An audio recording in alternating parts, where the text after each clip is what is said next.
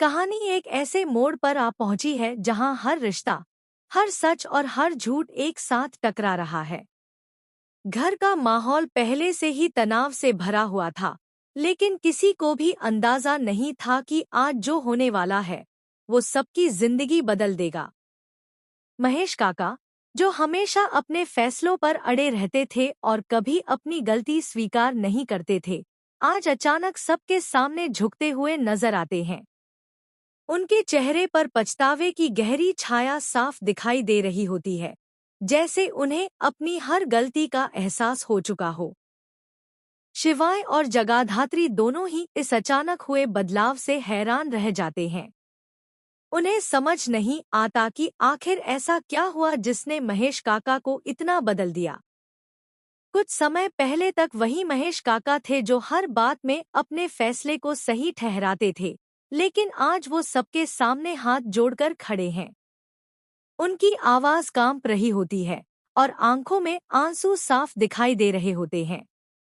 वो धीरे धीरे बोलना शुरू करते हैं, मुझसे बहुत बड़ी गलती हो गई।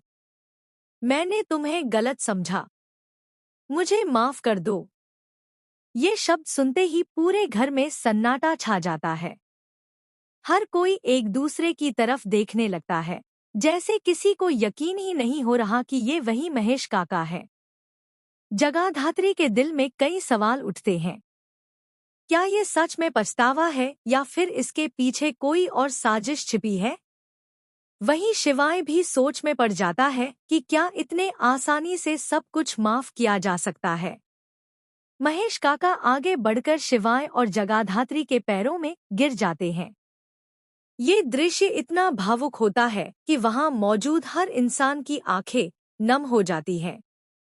वो बार बार माफी मांगते हैं, मैंने जो कुछ भी किया वो गलत था। मैंने अपने ही लोगों को दुख दिया। मुझे एक मौका दे दो सब ठीक करने का। उनकी आवाज में सच्चाई झलकती है, लेकिन फिर भी दिल के किसी कोने में शक बना रहता है। जगाधात्री के लिए ये पल बहुत मुश्किल होता है। एक तरफ उनका दिल कहता है कि किसी को उसकी गलती के लिए माफ कर देना चाहिए, लेकिन दूसरी तरफ उन्हें वो सारे पल याद आते हैं जब उन्हें बेइज्जत किया गया था, जब उनके साथ गलत हुआ था। उनकी आंखों में आंसू आ जाते हैं, लेकिन वो खुद को संभालती हैं।